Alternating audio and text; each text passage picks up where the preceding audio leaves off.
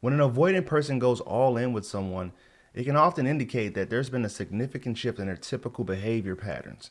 And avoidants are generally known for being independent, emotionally distant, and uncomfortable with too much closeness or dependency. They tend to keep their emotions guarded, often due to past experiences and vulnerability being met with rejection or disappointment. And this is the difference between someone that's narcissistic and someone that's more avoidant. I saw a quote that someone wrote. They said, avoidants want to control the relationship. Narcissists want to control the person. And when you're in this relationship with an avoidant person, you can actually feel that. They're not trying to control you. They're just trying to make sure that the relationship doesn't get out of hand and move too quickly for their own, safety or mental health. However, when an avoidant person truly commits to someone, it can mean that they feel a deep level of trust or attachment. This is kind of a spin on videos that I've done before where I talk about, when an avoidant falls in love. I'm going to give you 10 things that you might see when an avoidant goes all in with someone. But first, I want to give a bit of a disclaimer. This content isn't intended to convince anyone to stay in a relationship where you feel like it's abusive or your mental health is starting to slip.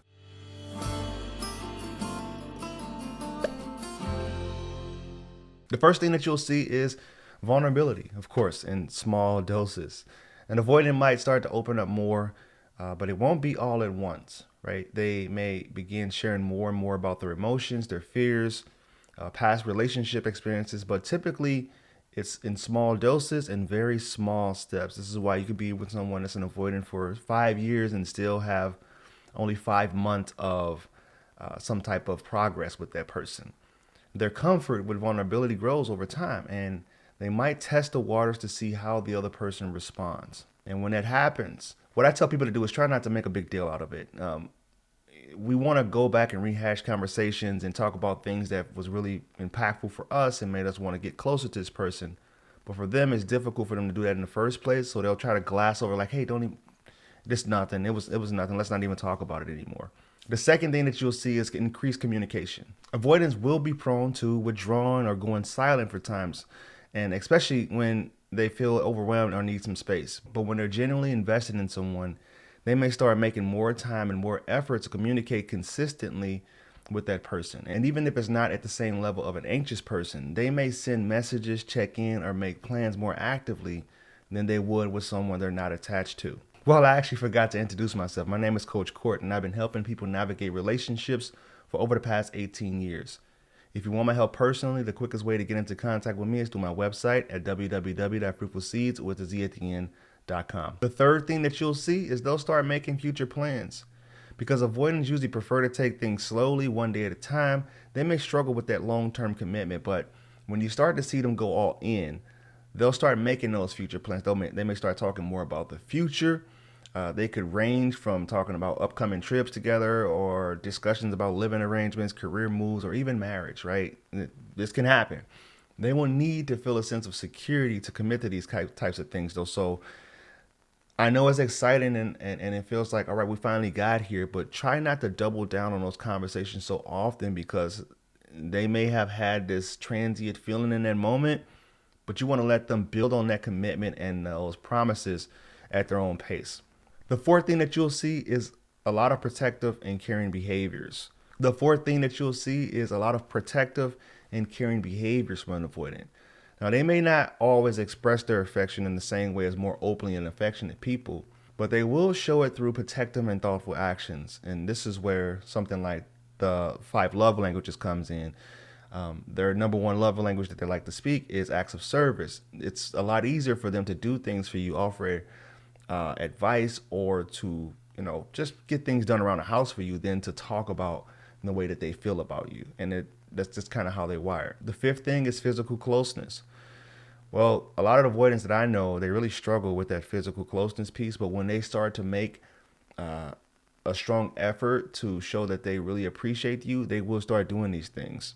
When they start going all in, they may start to even initiate the physical affection, like holding hands, hugs, and kissing. Or they may show more interest in spending time physically with you.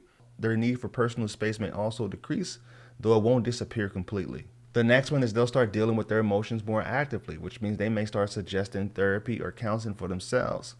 They tend to suppress their emotions or avoid those deep emotional discussions, right? But when they go all in, they may be more willing to face difficult emotional topics and work through conflicts. I've seen this happen before, so I'm not just making this stuff up. I've seen it.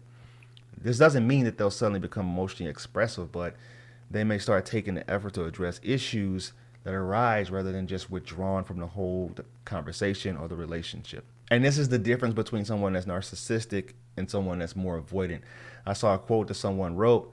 They said, avoidance wants to control the relationship. Narcissists want to control the person. And when you're in this relationship with an avoidant person, you can actually feel that. They're not trying to control you.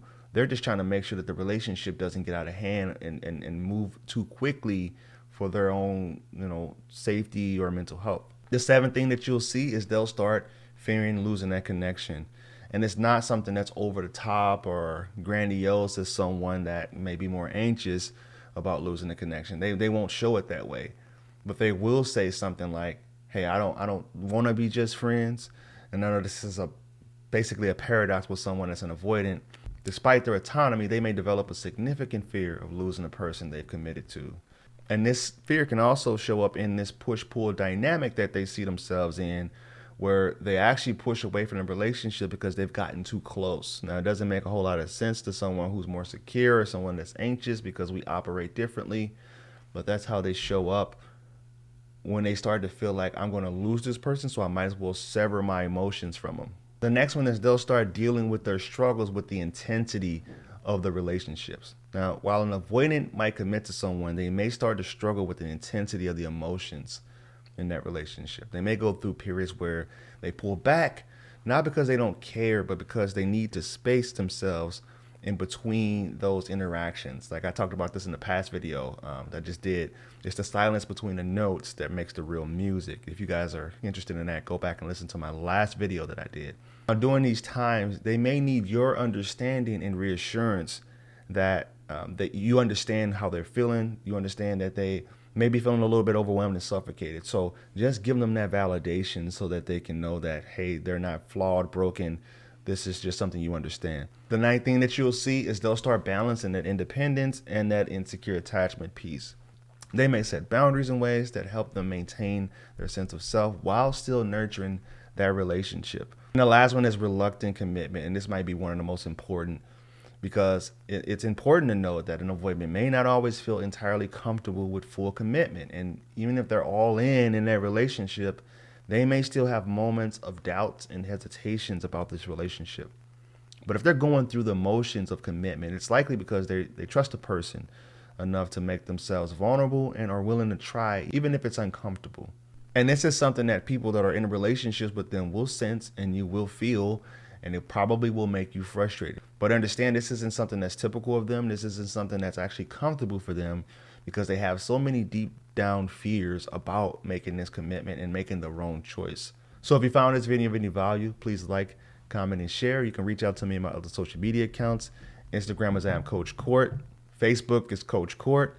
Right here on YouTube is Coach Court, and there's still a fake TikTok going around, which is I am.CoachCourt. That's not me. My profile is I.am.CoachCourt. Thank you guys, and always remember, when you go be loved, you'll never have to find it. Namaste.